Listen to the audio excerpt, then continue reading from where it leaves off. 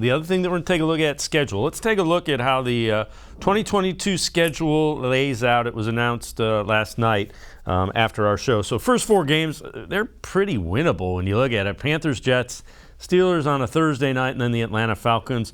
Then it gets into a pretty tough stretch. You got the Chargers with Herbert, Patriots, Ravens, Bengals at home on a Monday night. Those are pretty tough. You got a bye, then you come back with the Dolphins, Bills, and Buccaneers. A little bit of a breather with Texans, then some AFC North games with the Bengals, Ravens. Then you get Saints, Commanders, and you finish up with the Steelers.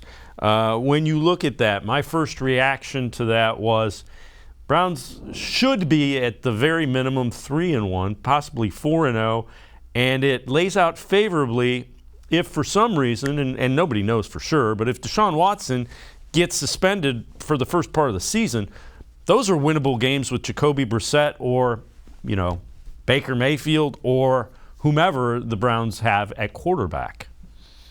Yeah, it's very interesting how that, opened up because, just, looking again, those first 4 opponents, the Panthers, the Jets, the Steelers, and the Falcons, obviously Pittsburgh's going to be far and away the toughest game of the 4. But, even if Deshaun's healthy, those are able to go, if he's not suspended beginning part of the season. Those are going to be good opportunities for him to kind of knock the rust off. Again, let's not forget he didn't play. He sat out all of the 2020 season. The Texans didn't play him that entire season. So, he's not, taken live reps in a long time. He hasn't, played at that speed in a long time. So it may take a little bit of work to kind of knock the rust off. Maybe 2 games, maybe even 3 or 4. But yeah, 3-1 certainly should be the bare minimum. I think what this team can do. 4-0 certainly possible considering the talent. I know that Chargers game in week 5 is going to be the toughest one of the season to that point, but I think we also have to keep in mind if that game doesn't get flexed, that's a West Coast team coming across to the East Coast, to the Eastern time zone for a 1:00 game. And those games are usually pretty tricky. So I think that's going to be tough, but at least with that difficult game, the Browns will at least have that little bit of advantage in their favor. When you look at the schedule, what jumps out to you? What was your immediate reaction when you saw it released in its entirety?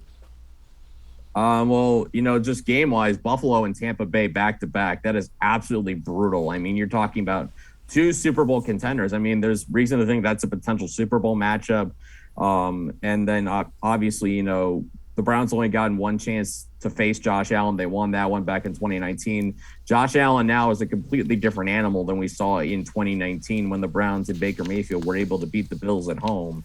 And then the next week, Tom Brady and company, I would imagine they're going to be kind of, in full stride at that point as far as, timing and everything. They'll be ready. That's going to be an interesting 2 weeks. And the other thing, and we were kind of talking about this a little bit before the show, is the fact that, there's only 2 primetime games on the schedule, at least right now. They can obviously flex out quite any of the games, in the out of that last 8. A handful could certainly be flexed down to primetime or even just 4:00.